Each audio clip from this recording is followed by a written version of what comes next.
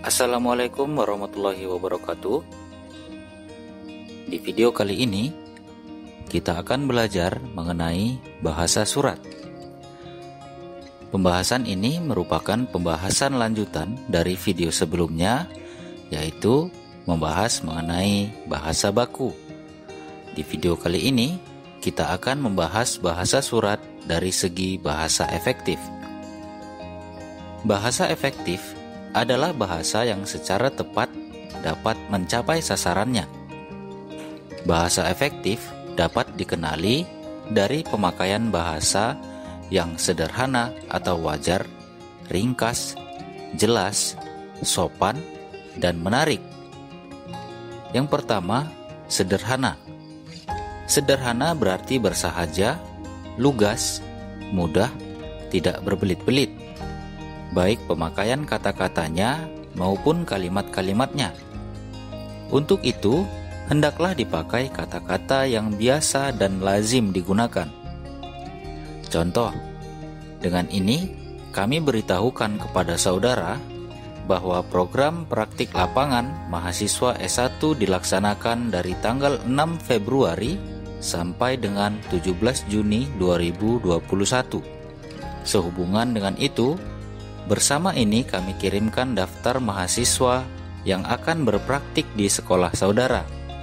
Para mahasiswa dengan diantar dosen pembimbing akan datang ke sekolah saudara pada tanggal 6 sampai dengan 11 Februari dan berpraktik dari tanggal 13 Februari sampai dengan 17 Juni 2021. Kami memohon dengan hormat saudara bersedia menerima dan membimbing mereka sebaik-baiknya.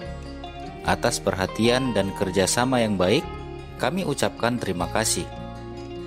Dalam surat resmi, sebaiknya tidak digunakan kata-kata atau ungkapan-ungkapan berikut. Yang pertama, sudi apalah kiranya saudara dapat meluangkan waktu sejenak untuk menghadiri rapat itu. Yang kedua, kami sangat menghaturkan beribu-ribu terima kasih atas kehadiran Bapak. Yang ketiga, kami sampaikan ucapan terima kasih yang tidak terhingga atas bantuan Bapak itu. Yang keempat, sebelum dan sesudahnya tak lupa kami ucapkan diperbanyak terima kasih. Yang kelima, perusahaan kami masih membuka pintu kami pelamar yang sudah banyak makan garam dalam tugasnya. Dengan kata lain, bahasa sederhana merupakan bahasa yang tidak berbelit-belit dan tidak terlalu berlebihan dalam penggunaannya. Yang kedua, ringkas. Kalimat ringkas umumnya lebih tegas dan mudah dipahami. Sedangkan kalimat yang panjang biasanya lemah dan kabur serta tidak cepat dipahami maksudnya. Perhatikan contoh berikut. Setelah saudara bubuhkan tanda tangan di tempat yang telah disediakan, kami harapkan dari saudara dalam waktu yang tidak terlalu lama, tanda terima itu sudah sampai di meja kami. Bandingkan dengan kalimat, setelah saudara tanda tangani, kami harapkan selambat-lambatnya pada tanggal 5 Juni, tanda terima itu sudah kami terima. Jadi lebih ringkas dan mudah untuk dipahami. Suatu gagasan yang sudah lazim dinyatakan dengan bentuk ringkas tidak perlu dikatakan dengan uraian yang panjang. Perhatikan contoh berikut. Dalam tabel berikut, ada bentuk ringkas dan bentuk uraian. Dalam bentuk ringkasnya ditandatangani. Bentuk uraian dibubuhkan tanda tangan. Kemudian ada bentuk disetujui. Dalam bentuk uraian mendapatkan persetujuan. Bentuk ringkas memutuskan, bentuk uraian mengambil keputusan. Bentuk ringkas membalas, bentuk uraian memberikan balasan. Bentuk ringkas diperbaiki, bentuk uraian diadakan perbaikan. Bentuk ringkas mengawasi, bentuk uraian mengadakan pengawasan. Jadi, bentuk yang sudah lazim pada bentuk ringkas ini tidak perlu kita tulis dalam bentuk uraian yang panjang.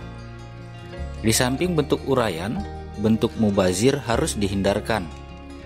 Kita harus berhemat dalam memilih kata.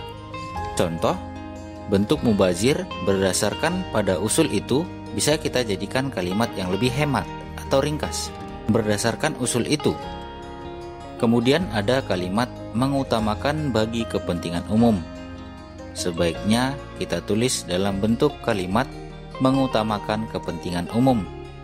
Kemudian ada kalimat menyadari akan tugasnya. Bisa kita rangkai kalimat yang lebih hemat seperti menyadari tugasnya. Kemudian ada kalimat menjelaskan mengenai atau tentang alasan itu. Sebaiknya kita tulis menjelaskan alasan itu. Dan ada kalimat memenuhi daripada harapan mereka. Bisa kita tulis dengan bentuk yang lebih hemat, memenuhi harapan mereka. Bahasa efektif yang ketiga yaitu jelas.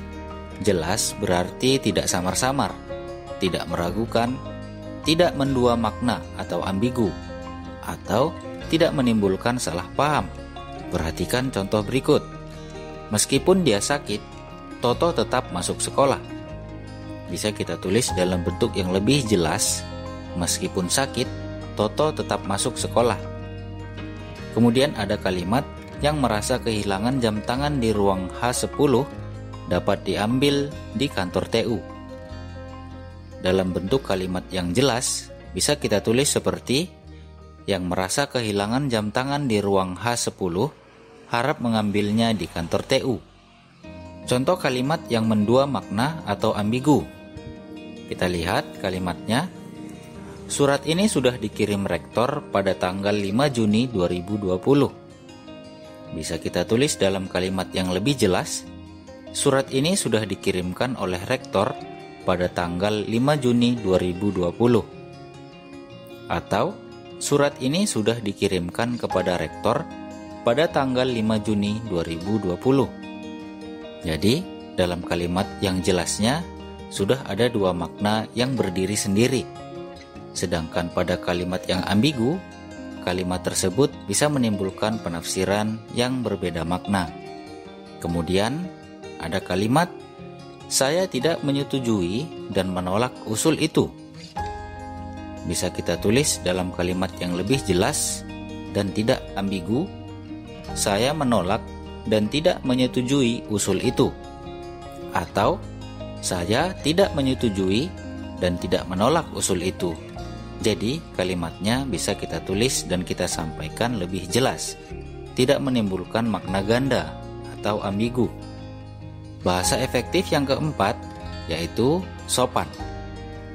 Sopan berarti hormat dengan lazim, tertib menurut adat yang baik, atau baik kelakuannya.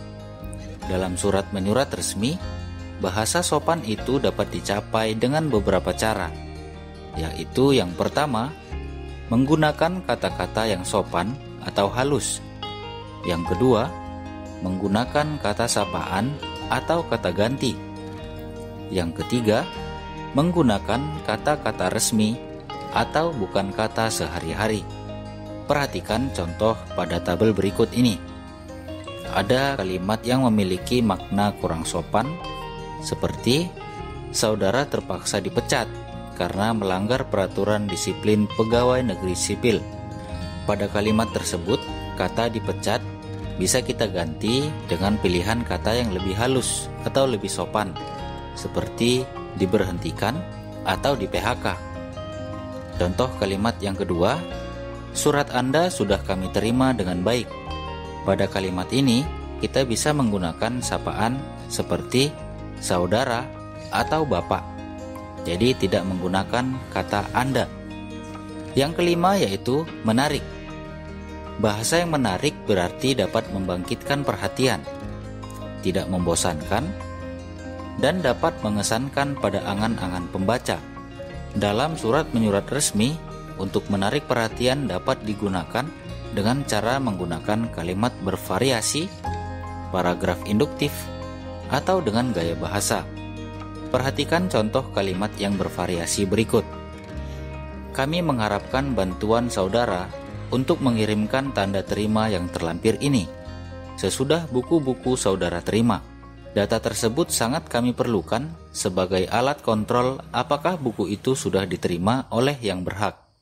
Kemudian bahasa yang menarik yang disampaikan melalui paragraf induktif.